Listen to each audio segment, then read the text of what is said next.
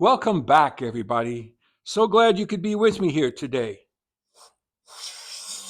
Your good friend Walter at the workbench.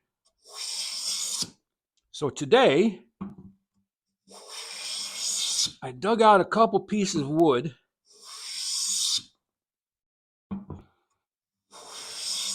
and I'm not going to be planing it down to nothing, but I did want to show you the grain and why it's important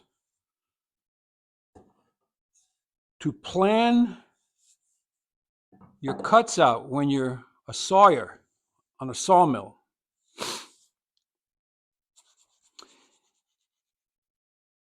These were cut for me many years ago. And I squared them up when I had a power jointer and planer.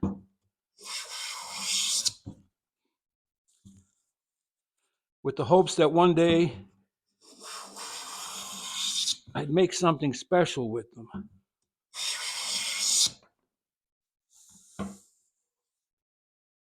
It's a North American hardwood, grows just about everywhere. Some people call them the ghost tree.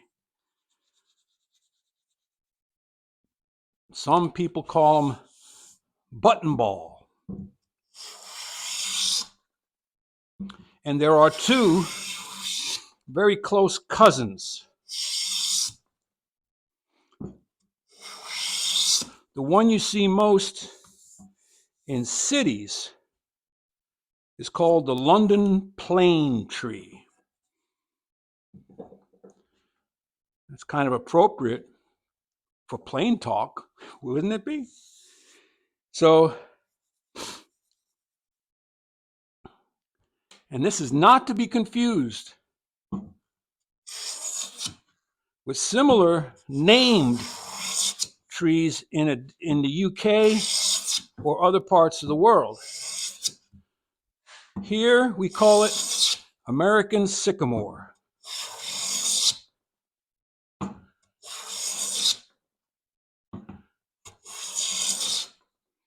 Here we go. And here's why you have to be very careful how you plan your cuts on a sawmill.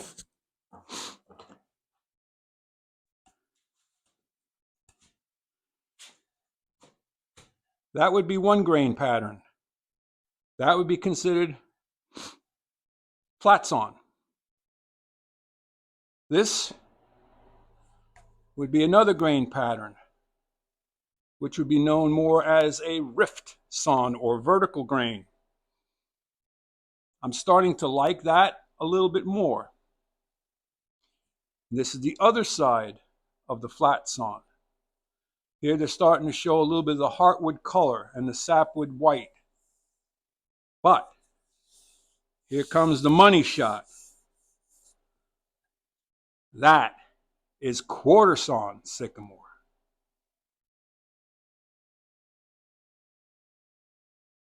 Look at that.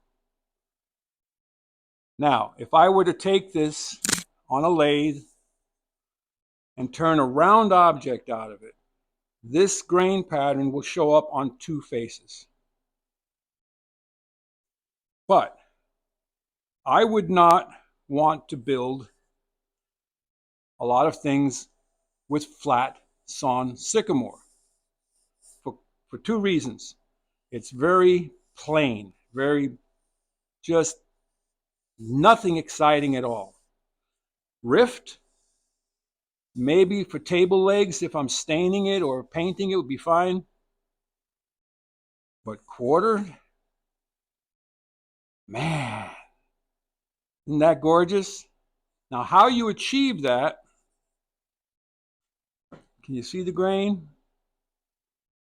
Now, the tree growth rings are going like this. So if I wanted to make a board out of this, I would come across here and I'd get a quarter sawn board. But I may get one or two thin boards if I was making like a jewelry box or something. rift, on the other hand, is where the grain is coming in almost at 45 degrees. So you can see the center of the tree was over here, and these are the circular rings of the tree. But isn't that gorgeous? I have another board here, which is totally quarter sawn.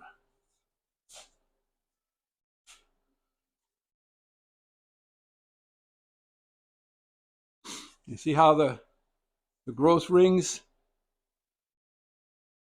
are 90 degrees to the faces. Now, the challenge with quarter sawn lumber is knots. You're getting closer and closer to the center of the tree. So in order to get really nice quarter sawn lumber, you need big trees. We're talking 2, 3, 4, 5 feet in diameter.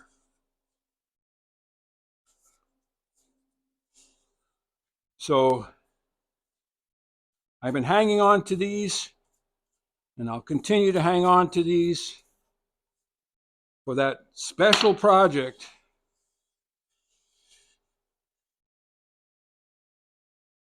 but look it up.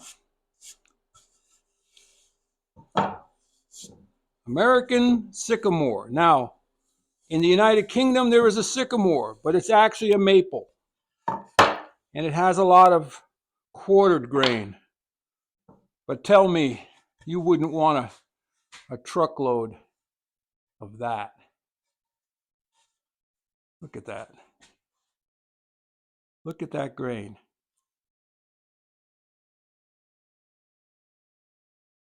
I hope the coloring is coming through nice.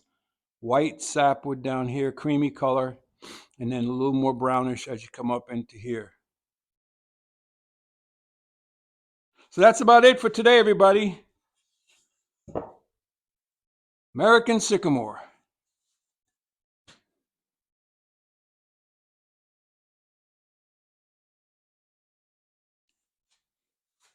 I hope you found something useful, helpful, maybe entertaining. And I really appreciate you stopping by. Head out to your shop. Go make some shavings. Walter out.